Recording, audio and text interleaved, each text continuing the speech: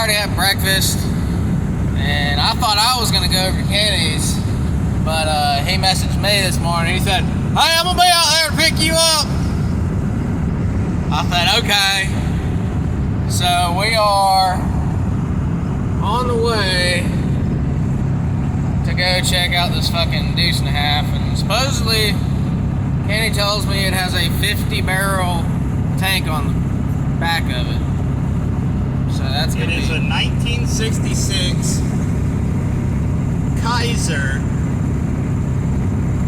M35A2 with the Hercules multi-fuel and the Whistler turbo.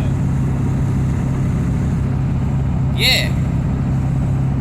It goes brrrr.